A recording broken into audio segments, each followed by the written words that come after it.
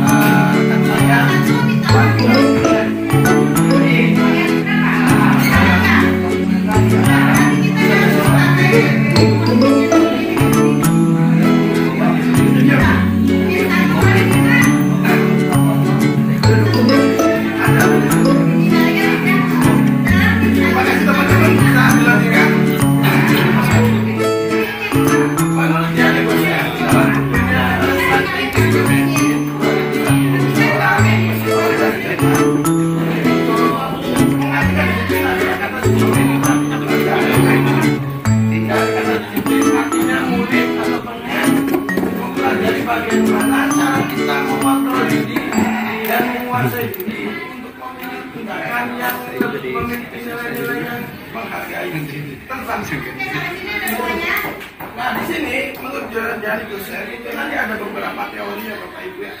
Jadi ya teori kontrol yang pertama itu adalah teori kontrol. Apa sih teori kontrol? Itu yang pertama itu adalah makna disiplin. Yang kedua 5 kebutuhan dasar manusia dan teori motivasi. Kita tidak bisa mengontrol orang lain, kita hanya bisa mengontrol diri kita sendiri.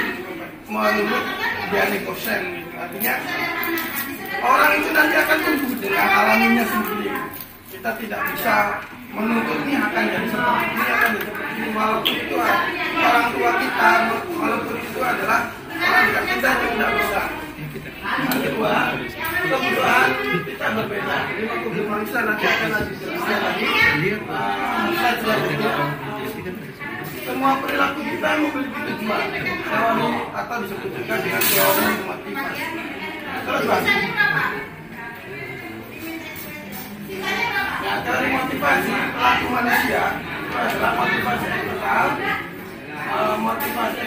motivasi menjadi disiplin positif untuk menghindari ketidaknyamanan lingkungan. Apa yang terjadi apabila tidak melakukannya? Untuk mendapatkan imbalan dari orang lain. Apa yang saya dapatkan apabila saya melakukannya? Motivasi kita adalah untuk menghargai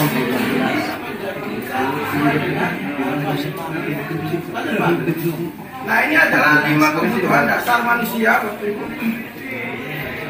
5 kebutuhan dasar manusia yang setiap orang tidak murid dilakukan untuk memenuhi kebutuhan dasar mereka. Apabila ada salah satu dari kebutuhan dasar ini tidak terpenuhi, maka akan terjadi itu adalah kekacauan.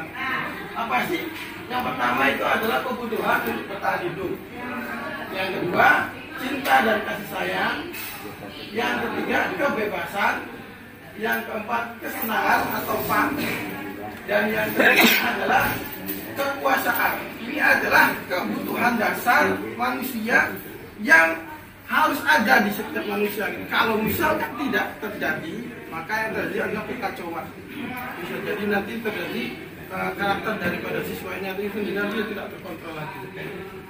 Dan untuk saya sekian Bapak Ibu, dan nanti dilanjutkan oleh Pak Rijal. Terima kasih Bapak Ibu.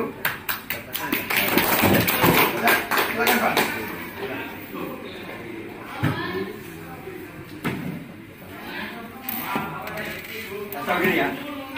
Assalamualaikum warahmatullahi wabarakatuh. Waalaikumsalam warahmatullahi wabarakatuh. Terima kasih atas teman-teman yang sudah menghadiri kegiatan aksi nyata CPG calon guru penggerak angkatan 7 ya.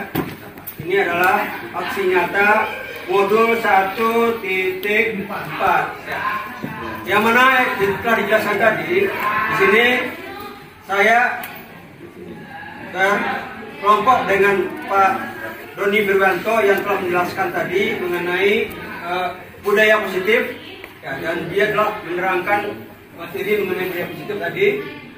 Sekarang saya akan melanjutkan pada tahap keduanya ya. Mudah-mudahan Bapak Ibu bisa mendapat manfaat dari materi yang akan saya jelaskan. Ya, siap Bapak Ibu? Siap. Ya, mudah-mudahan ini didengarkan ya semuanya. Kalau satu itu yang baik agak ada manfaatnya. Tadi telah dijelaskan budaya positif. Ya. Yang mana kita tahu budaya dan positif. Budaya itu adalah kebiasaan ya seseorang, kebiasaan satu kelompok ya dalam kehidupan sehari-hari. Berawal dari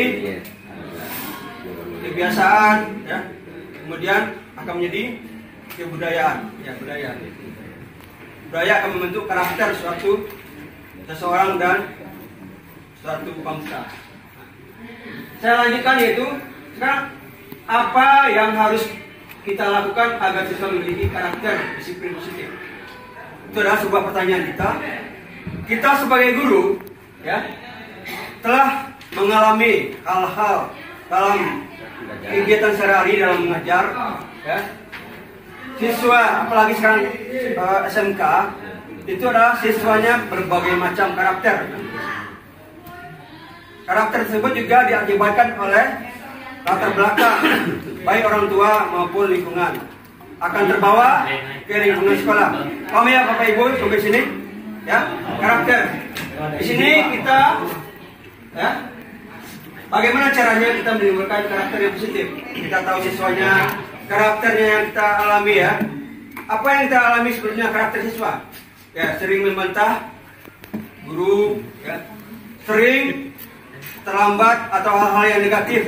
Itu biasanya sering dilakukan oleh siswa laki-laki ya. Sekarang ada untuk melaksanakan mengantisipasi hal tersebut ya Pak Iman. Di sini kita ambil 5 posisi kontrol guru. Jadi kita sebagai guru itu mengontrol siswa. Tadi sudah diketahui kita sebagai manusia tidak bisa memaksakan kehendak kepada orang lain, apalagi ke siswa kita ya, itu kuncinya. Kita tidak bisa memaksakan kehendak, apalagi dengan disiplin dengan push up, disuruh push up dengan fisik itu tidak bisa. Kalau menurut Ki Hajar Dewantara, kita melakukannya adalah dengan kasih sayang.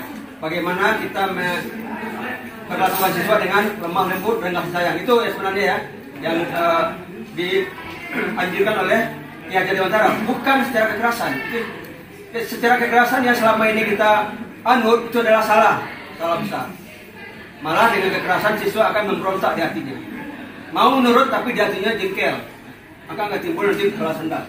Sekarang 5 posisi kontrol guru. Apa itu? Yang pertama yaitu penghukum ya. Penghukum itu adalah guru apakah benar ini penghukum. Kita nggak boleh menghukum orang ya, tapi adalah membuka cakrawala orang tersebut supaya dia sadar dengan kesalahannya. Itu yang benar. Jadi jangan sekali menghukum. tapi menyadarkan orang tersebut atas kesalahannya. Yang salah adalah perbuatannya, bukan orang tersebut. Ya. Itu caranya lah membuat rasa bersalah. Ya. Ya. Kedua adalah membuat rasa bersalah. Bagaimana kita nanti ke siswa tersebut, anak murid kita tersebut, mengatakan kata-kata yang mana nanti kata-kata tersebut akan menyebabkan dia itu merasa bersalah. Nah, contohnya apa? Ketika siswa tidur, ketika belajar, saya belajar dia tidur. Padahal kita sudah menjelaskan. Bagaimana kita menegur siswa? Nggak boleh, bangun, push up, nggak boleh, salah. Kita tegur dengan baik-baik. Cum, ya, kamu di sini belajar, bukan tidur. Bagaimana orang tua kamu menyekolahkan kamu ke sekolah itu adalah untuk belajar, bukan untuk tidur. Kasihan orang tua kamu. Nah, dengan kata-kata tersebut, dia akan merasa bersalah. Oh, saya bersalah orang tua saya. Maka dengan kesadarannya dia akan belajar. Nah, itu kita sentuh hatinya. Kalau hati seorang orang itu kita sentuh, maka dia akan berani apapun yang kita suruh. Jadi kita sentuh bukan secara fisik. Kemudian kita pantau. Setelah kita buat rasa bersalah, kita anggap teman itu sebagai siswa itu sebagai teman. Selama ini kita menganggap siswa itu tidak sebagai teman. Kita menganggap siswa sebagai anak didik kita yang harus patuh sama kita.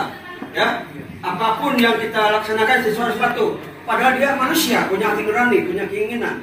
Ya, kita tidak tahu apa sih yang ada di kepala siswa itu. Ketika kita marah, ya, apakah siswa itu dimarahi di depan teman-temannya? Apakah dia itu senang apa enggak? Nah, itu yang harus kita pahami. Lihat karakter siswa. Hal tersebut yang menyebabkan siswa tersebut sering melawan ke gurunya karena dia diperlakukan tidak disukai oleh guru. Sementara guru tidak memahami. Ya, semua ya. Jadi ini yang harus seorang guru harus dipahami. Tolong perlakukan siswa sebagai manusia. Jangan perlakukan siswa sebagai orang yang harus patuh sama kita. Salah besar. Ya. Kemudian setelah kita anggap sebagai teman, ya kita anggap sebagai teman. Temannya adalah teman yang sesuai koridor, jangan terlalu melampaui batas. Kita lakukan pemantauan, kita pantau. Setelah kita ajak teman, kemudian kita pantau tingkah lakunya. Ini setelah siswa ini kita lakukan diperlakukan seperti itu, kita pantau kelakuannya, apakah berubah atau enggak. Ya? Mudah-mudahan berubah. Tapi seandainya tidak berubah, kita lakukan sebagai manajer. Manajer itu apa? Manajer salah satunya adalah manajemen. Kita lakukanlah manajemen, ya. Bagaimana kita memantau, bagaimana kita memperlakukan siswa, bagaimana kita memanggil siswa, ya. Kita adalah seorang manajer. Ya, itu yang saya jelaskan tadi. Apakah sampai di sini sudah dipahami, Bapak Ibu, masalah tadi? Kita intinya kita sebagai seorang guru tidak boleh memaksakan kehendak kepada siswa. Jangan kita sebagai mentang-mentang seorang guru semuanya harus patuh sama kita. Dulu, ya, persepsi orang sama dulu di SMK itu siswa boleh diperlakukan. Waalaikumsalam. Terima kasih Pak John, rekan saya yang CGP 7 atas materinya itu. Kesimpulan dari pertemuan kita hari ini itu adalah bahwa setiap siswa itu unik, Bapak-bapak. Jadi setiap siswa itu tidak bisa dipaksakan, mereka punya kodratnya masing-masing. Dan cara penanganan kita juga itu tidak akan ada lagi, atau artinya yang namanya kekerasan itu tidak relevan lagi dengan filosofi keajar Dewanto, yaitu dengan cara memberikan rasa bersalah. Segitiga restitusi, artinya segitiga restitusi adalah memberikan kesempatan anak untuk mereka menyadari kesalahannya. Ketika mereka menyadari kesalahannya, maka dengan seperti itu, insya Allah nanti anak itu nanti akan sadar, karakter akan terbangun dan budaya positif untuk siswa-siswa itu nanti akan terbangun dan sebuah terwujudnya sekolah yang santun, yang sopan, yang adem damai itu nanti akan terwujud. Terima kasih atas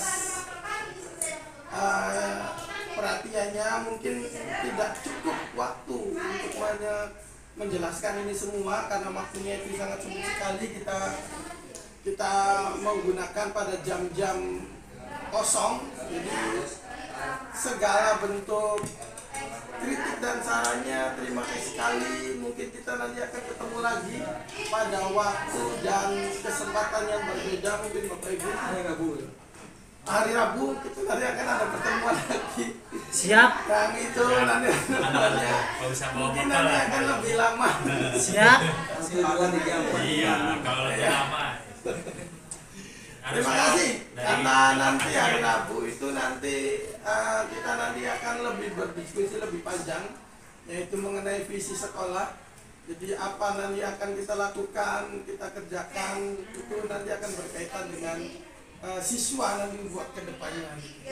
Terima kasih segala waktunya. Terima kasih Bapak Kaprol yang sudah memberikan waktunya. Terima kasih teman-teman. Mudah-mudahan bermanfaat apa yang sudah kami sampaikan. Terima kasih. Assalamualaikum warahmatullahi wabarakatuh.